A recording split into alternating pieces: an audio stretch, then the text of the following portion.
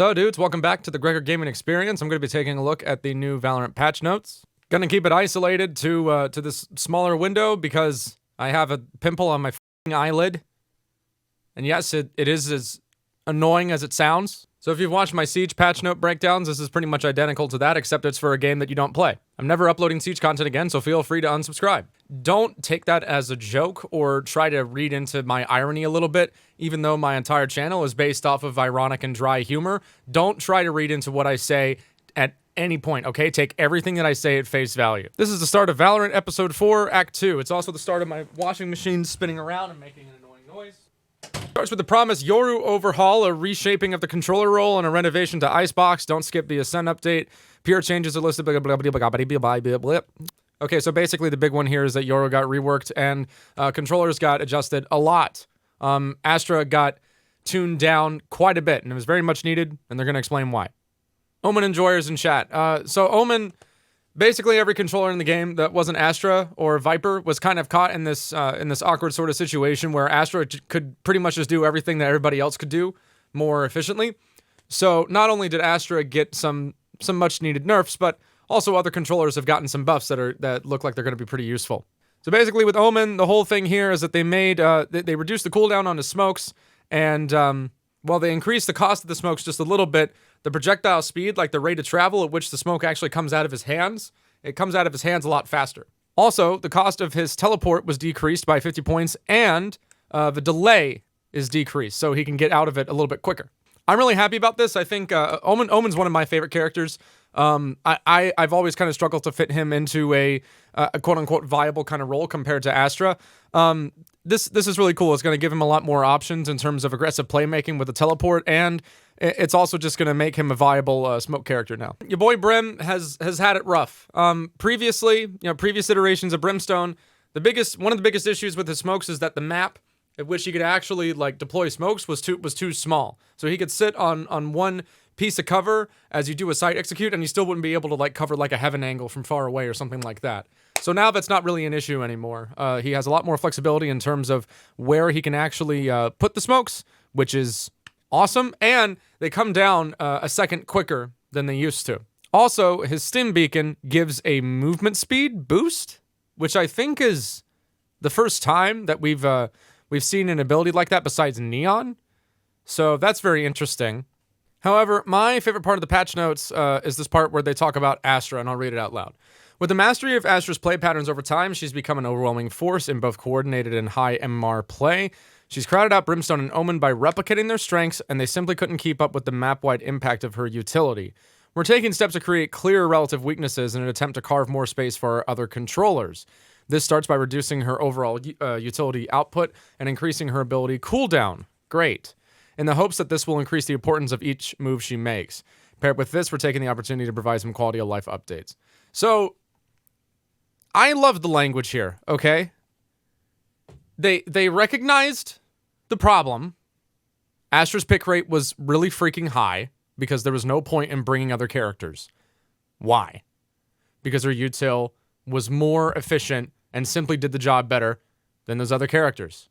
So we're going to tone the necessity of bringing in Astra because it's the most optimal situation 100% of the time by bringing other controllers up into the pick rate pool and then bringing her down. So now there's actually more commitments. You have to make more deliberate plays with her abilities. They actually compared the character to other characters that are doing the same job instead of just looking at the pick rate and then going, it's too high. I don't like that. I don't like that pick rate being as high as it is. You'll regret ever making this operator's pick rate as high as you made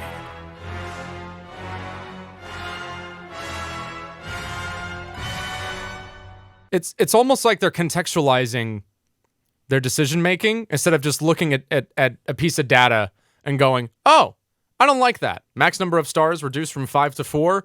So she previously could put out 5. You guys know how Astra works. She puts down a thing and then she hits a button and then it does a thing. But she could do up to 5 things. Now she can only do up to 4. that limits her impact over the course of a round significantly. Cooldown on actually retrieving the star increased to 25 seconds, so now she actually has to commit a lot more to the actual star placement. She can't just kind of put them around a million times throughout the course of a round. Astra can now pick up place stars during the buy phase to refund their charge immediately. Yeah, that's interesting. Max distance of star placement increased to allow her to place stars across the furthest corners of the map. So that's interesting because she doesn't, as far as I understand what they're doing with that, she doesn't have to like do the astral form where she like flies around and have to fly like as close to the thing. Now she can place them over like a wider radius. So there's like you're taking some of the effectiveness away, but you're also giving other avenues to function throughout the sandbox, which I think is a smart way to do balance changes in my opinion. Gravity well cooldown increased to 45 seconds. The size was decreased to 475 seconds. This was very much needed. This ability was basically like it was so much. You could literally do so much with this ability. It has a vulnerable effect if you get caught in it and then get hit by the detonation. It's like it denies plants. It prevents pushes. Like she can do everything that a sentinel does and a controller with the smokes all in one package from anywhere on the map at any time she wants. There's no like downside to just like spamming these things. Very much needed. Nova Pulse, that's her stun. Cooldown increased to 45 seconds. Fine. The smokes, cooldown increased 14 to 25 seconds. Nebula size is increased a little bit. So again, they don't want to like put these changes out and then just like take a character outside, right? And then you got a high pick rate. Huh? Huh? What?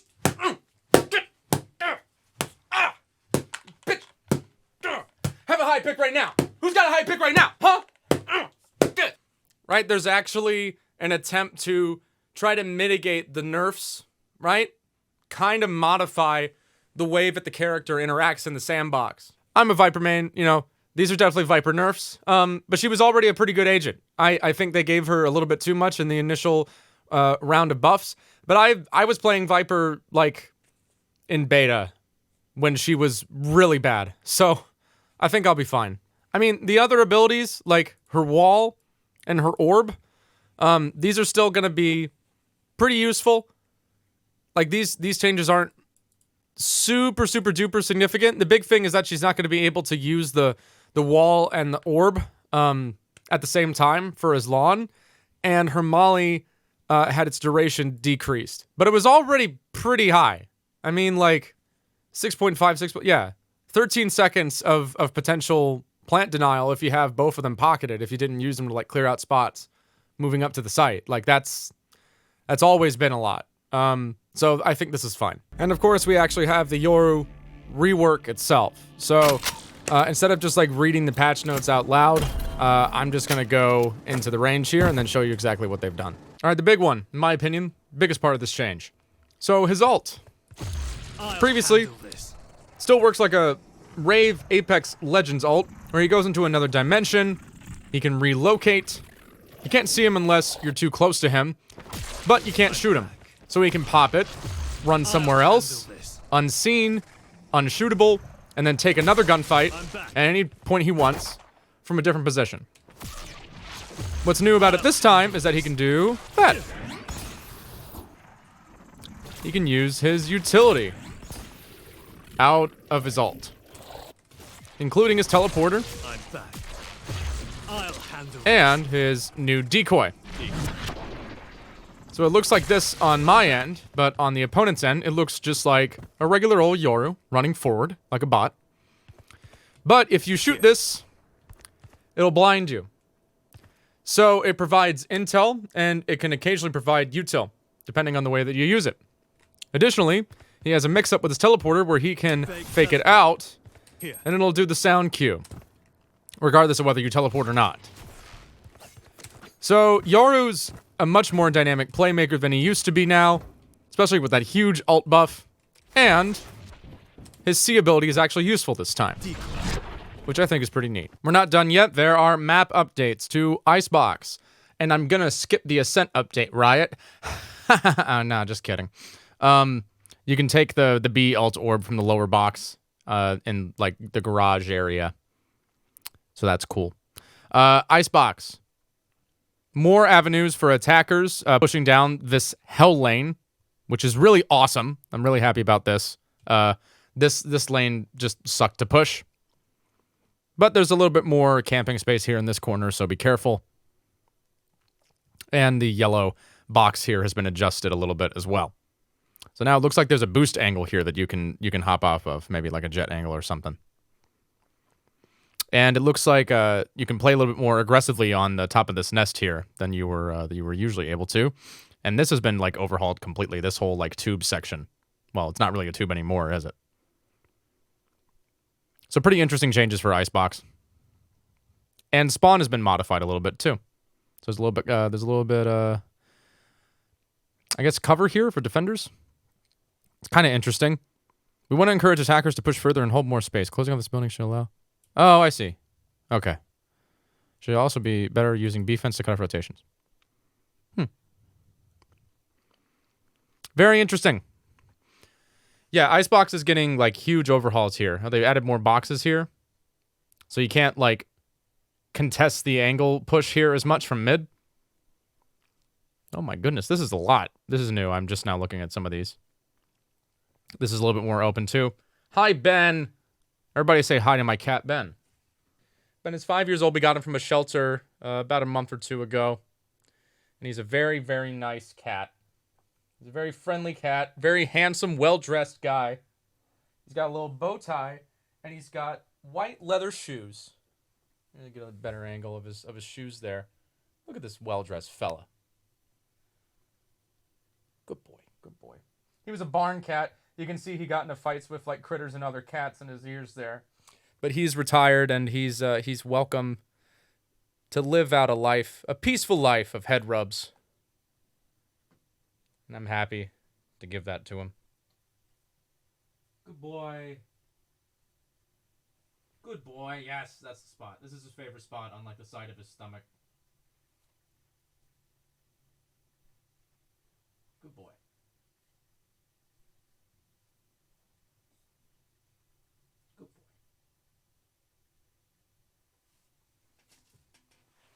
So yeah, this is kind of crazy. This is basically like an Icebox rework, man. Head peak angle here. They got rid of that. Massive. We're working on the Yoru how-to right now every Monday through Friday. Hopefully the Yoru how-to will come out this coming Monday. But check out my Twitch channel, twitch.tv/Greg, HAVENNER. Thanks so much.